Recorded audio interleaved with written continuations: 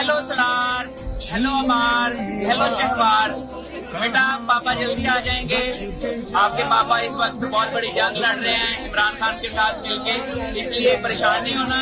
मैं बहुत जल्दी घर वापस आ जाऊंगा बेटा, बिल्कुल परेशान नहीं होना, ठीक है। अभी कुछ ख्वाब देखे थे जिन्हें ताबीर होना था, बहुत सा पढ़ के कुछ बनना था, इस मुल्क का मेमार बनना था।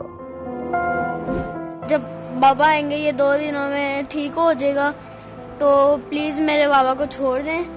ये इसकी तबीयत आप देख सकते हैं, कंडीशन कितनी बुरी हो गई है। मेरी बस एक बहुत बड़ी रिक्वेस्ट है, प्लीज मेरे बाबा को छोड़ दें।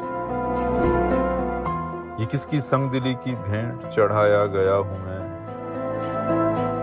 ये किसकी जिद अना की जंग में जिंदगी से हारा गया हूं मैं। मेरी मासूम आहें हश्र तक पीछा करेंगी अब।